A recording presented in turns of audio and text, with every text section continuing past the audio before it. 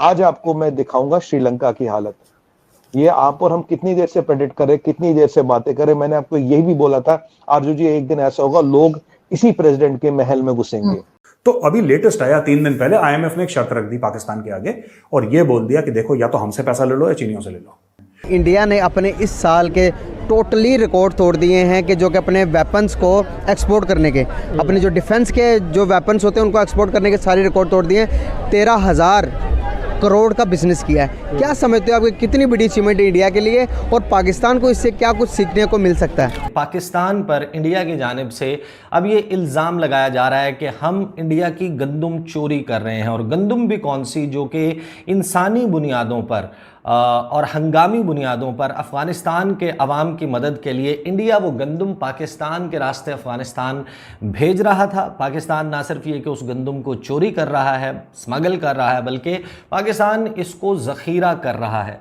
श्रीलंका का जो हाल हुआ है ना, वही आपका होने वाला है। क्यों? क्योंकि आपके पास कोई रोड मैप नहीं है। क्या श्रीलंका टाइप सिचुएशन बन सकती है इनकी? रोहित जी, जो आपने विषय छेड़ा है बहुत ही ज्वलंत विषय है। कारण क्या है? क्योंकि अगर किसी को चोट लगी और वो बैंडेड लगाए तो उसका क्या होगा भाई? चोट तो बैंडेड से ठीक नहीं होगी ना। बैंडेड से आपको लगेगा हाँ मैं कुछ कर रहा हूं, पर कुछ होगा नहीं।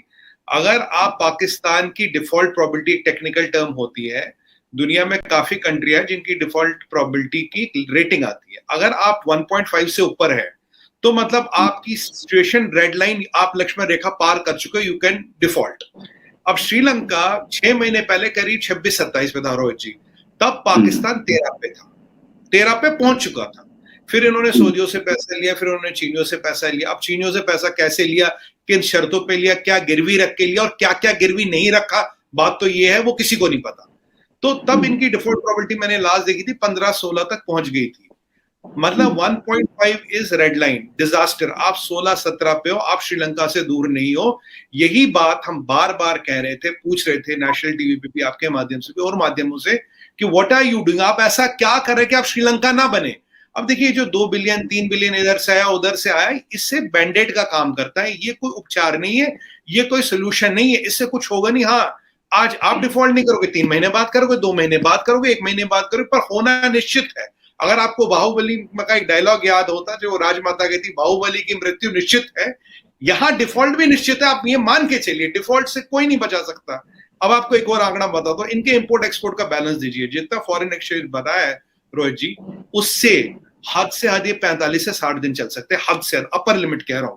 और अगर डॉलर रुपी इनका गिरता गया तो वो दिन और कम कम कम होते जाएंगे। फिर एक लेवल आता है क्रिटिकल फॉरेन एक्सचेंज, जो आपको मेंटेन करना ही करना पड़ता, नहीं तो आपके ना वो नलकों से पानी आना बंद हो जाएगा, आपकी लिटरली हवा पानी बंद हो जाएगी। चलिए मैं उसको भी निकाल देता हूं। तो 60 दिन से ज्यादा फॉरेन एक्सचेंज है नहीं।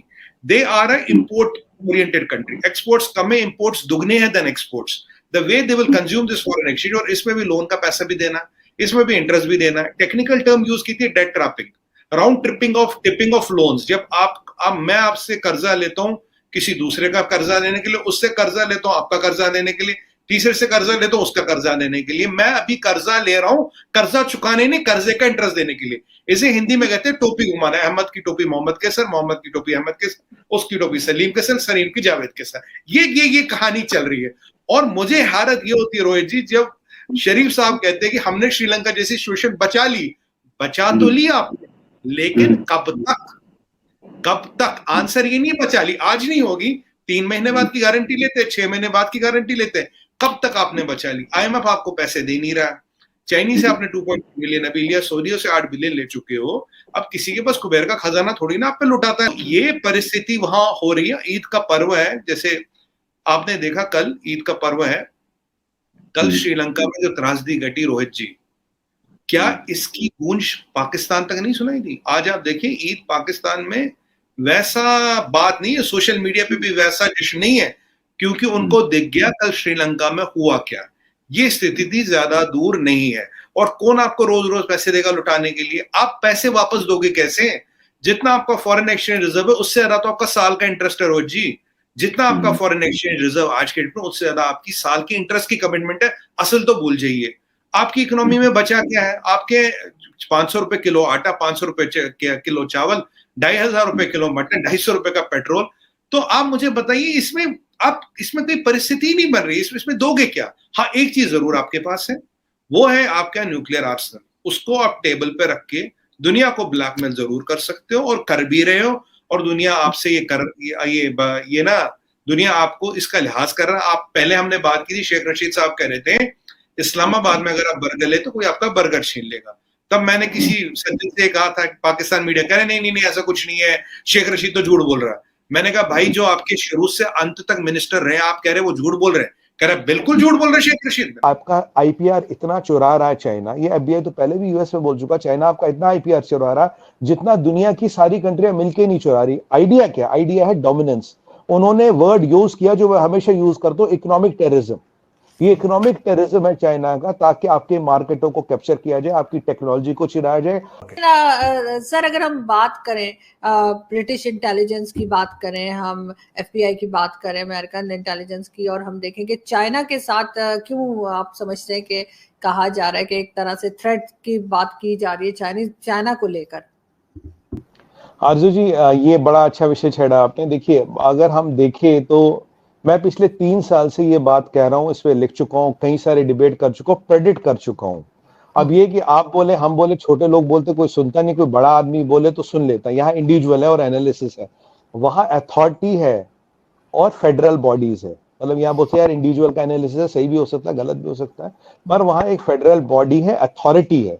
अगर वो लोग बोल रहे हैं तो इसकी बात में जरूर दम है। आज पहली बार दुनिया के इतिहास में पिछले 40-50 सालों में एफबीआई और MI5 ब्रिटिश इंटेलिजेंस एक प्लेटफॉर्म पे आती है और एक प्रेस कॉन्फ्रेंस देती है। यूजुअली ये जो रिपोर्टें होती ये कभी पब्लिक में नहीं आती, जिसको पहुंचानी तो पहुंच जाती है, पर अगर आप आके एक प्रेस कॉन्फ्रेंस देके दुनिया को बता रहे, जर्नलिस्टों को बता रहे, प्रेस को बता रहे हो, तो ये मान लीजिए बहुत ही गंभीर विषय है। क्योंकि वो क्लियरली बोल रहे कि दुनिया की पीस और सिक्योरिटी को सबसे बड़ा थ्रेट चाइना से। ये सुमित पीर नहीं कह रहा, मेरा आर्टिकल भी छोड़ दीजिए, मेरा प्रेडिक्शन भी छोड़ दीजिए, अब MI5 और FBI मिल के आपको कह रहे हैं। क्यों? क्योंकि आपने देखा पीछे बोरिस जॉनसन साहब की कुर्सी हिली, मैंने बात की थी, मैंने बोला फोर्सेस लगे इसके पीछे, 2 दिन पहले की बात है। और उसी दिन के आसपास या उसी के एक दिन शायद बाद में ये प्रेस ब्रीफिंग आई। मैंने बोला था एक फैक्टर, मैंने लगा और 3 फैक्टर और है वो आएगा, लीजिए एक फैक्टर आ गया, एक फैक्टर सामने आ गया, 2 अभी बाकी है बाय द वे। तो ये उन्होंने क्लियर बोल दिया, उन्होंने कहा आपका आईपीआर इतना चुरा रहा है चाइना। ये एफबीआई तो पहले भी यूएस में बोल चुका, चाइना आपका इतना आईपीआर चुरा रहा है जितना दुनिया की सारी कंट्रियां मिलकर नहीं चुरा रही। आइडिया क्या? आइडिया है डोमिनेंस। उन्होंने वर्ड यूज किया जो वह हमेशा यूज करते हो, इकोनॉमिक टेररिज्म। ये इकोनॉमिक टेररिज्म है चाइना का, ताकि आपके मार्केटों को कैप्चर किया जाए, आपकी टेक्नोलॉजी को चिराया जाए, आपकी इंडस्ट्री को अनवाइबल किया जाए, आपको उन पे डिपेंडेंट बनाया जाए। साइबर अटैक्स हो, नेटवर्क सेंट्रिक वॉरफेयर हो, कोई भी प्रोपेगेंडा मशीनरिया हो, डाटा चुराने की बात हो, ये तो आप जानते, हुआवे ZTE को तो बनाया था डाटा चुराने के लिए। दुनिया के हर कंट्री, बड़ी कंट्री में हुआई ZTE क्यों बैन हो रही? वो बनी थी डाटा चुराने के लिए। अरे बाबा, हेड जो उसका है वो PLA का जनरल है, उसको CCP ने पैसे दिए, तुम अफ्रीका में प्रोजेक्ट करो, तुम पाकिस्तान में प्रोजेक्ट करो, तुम यहां प्रोजेक्ट करो, अपना पैसा लगाओ, किस्तों पे सामान दो। क्यों? उनको इंटरेस्ट है डाटा में, और उनको अपनी AI को स्ट्रेंथन करना। AI को स्ट्रेंथन करने के लिए IoT चाहिए, IoT के लिए ब्रिज चाहिए, उसके लिए आपको टेलीकॉम चाहिए। और मेटा डाटा जब तक IoT में नहीं आएगा, जब तक आप गीगाबिट्स में मेटा डाटा नहीं लोगे, आपका IoT वो AI में पंप नहीं कर पाएगा। थोड़ा टेक्निकल बोल रहा हूं, बट ये है कि बिना उस डाटा के आपकी आर्टिफिशियल इंटेलिजेंस इज यूजलेस। इसीलिए डाटा चुराने की कवायद पहले की गई, आर्टिफिशियल इंटेलिजेंस बाद में बनाई गई। आरजू जी, डाटा चुराने का इंतजाम पहले किया गया। अच्छा, पाकिस्तानी तो लालची हैं ही। उन्होंने IMF को, क्योंकि उनको IMF से भी पैसा चाहिए था, उनको तो हर 2 महीने में पैसा चाहिए ना किसी से, बिना पैसे लिए तो कहां उनका दिन पूरा होता है। तो उन्होंने फिर एक काम करा, उन्होंने बोला कि भाइयों एक काम करो, IMF को बोला कि ये दो चाइनीज लोन्स। IMF ने कागज देखे, IMF का गला सूख गया। IMF ने पाकिस्तानियों को बुलाया, बोला यार तुम लोगों ने कर क्या रखा है, अपने मुल्क को बेच दिया तुमने, और फिर तुम हमारे पास आओगे जी पैसा दे दो। तो अभी लेटेस्ट आया 3 दिन पहले, IMF ने एक शर्त रख दी पाकिस्तान के आगे और यह बोल दिया कि देखो या तो हमसे पैसा ले लो या चीनियों से ले लो, क्योंकि तुम हमारे पास आ रहे हो रोते गाते कि हमें पैसा दे दो, हमारा मुल्क ठीक कर दो, और यहां पे पीछे से तुम चीन से भी पैसा लूट रहे हो, चीन से भी पैसा लूट रहे हो। तो ये बनेगी कैसे बात? ये बात कैसे बनेगी बताओ ना। चीन से जो तुम पैसा ले रहे हो, तुम इतने हाई लेवल पे ले रहे हो, इंटरेस्ट पे, इतने ब्याज दर इतना ऊंचा है कि तुम वो कभी लोन वापस कर ही नहीं सकते। तुम्हारी पुश्तें बीत जाएंगी, तुम चीनियों का पैसा वापस नहीं कर पाओगे। लेकिन हर दूसरे महीने में तुम बीजिंग पहुंच जाते हो और हाथ में कटोरा लेके खैर तुम सऊदी भी पहुंचते हो, तुम यूएई भी पहुंचते हो, तुम आईएमएफ के पास भी पहुंचते हो। लेकिन चीन के लिए तुम्हारा कटोरा थोड़ा सा वो सोने वाला, वो नक्काशी वाला कटोरा है, तुम उसको लेके पहुंच जाते हो कि ये पाक चीन भाई भाई और फलाना ढिमका और पैसे दे दो। अच्छा, बीच में उन्होंने $2.5 अरब भी दे दिए इनको, क्योंकि उनको पता है ना, उनको पता है वो 15-20 अरब दे देंगे, बोलेंगे कराची हमारा हुआ। वो फिर 15-20 अरब दे देंगे, बोलेंगे लाहौर हमारा हुआ। फिर 15-20 अरब दे देंगे, बोलेंगे इस्लामाबाद हमारा। वो तो पूरा मुल्क खरीद लेंगे इनका, और ये बेचने के लिए बैठे हैं। पाकिस्तान का जो अशराफिया है, पाकिस्तान का एलीट है, पाकिस्तान को, जैसे इनकी फौज है ना, पाकिस्तानी आर्मी दोस्तों, हर जगह डीएचए बना रखे हैं, डिफेंस हाउसिंग जो अथॉरिटीज हैं, ये प्लॉट काट काट के बेचना, इन्होंने पूरे पाकिस्तान का कॉर्नर प्लॉट बना रखा है, बेच बेच के चाइनीज को बेच रहे हैं लोग। श्रीलंका का जो हाल हुआ है ना, वही आपका होने वाला है। क्यों? क्योंकि आपके पास कोई रोड मैप नहीं है। और श्रीलंकन्स में इतनी गैरत तो है कि सड़क पे आ रहे हैं। श्रीलंकन्स में इतनी हिम्मत तो है कि वो सड़क पे आ रहे हैं। श्रीलंकन्स में इतनी करेज है, इतना कैरेक्टर है कि उन्होंने बोला कि नहीं, हटाओ इसको। आप तो वो भी नहीं करोगे। पूरे अशराफिया के पास डुअल पासपोर्ट है, ये तो जहाज में बैठ के फुर्र हो जाएंगे बाहर। आप कोई पकड़ में थोड़ा ना आएंगे, ना इमरान खान पकड़ में आएगा, ना नवाज शरीफ पकड़ में आएगा, ना जरदारी पकड़। इमरान खान का डुअल पासपोर्ट नहीं है, मैं वो नहीं कह रहा, लेकिन वे भाग जाएंगे दुबई। पाकिस्तानी पासपोर्ट पे दुबई भाग जाएंगे, कौन इनको रोक पाएगा यार? Nobody can stop them.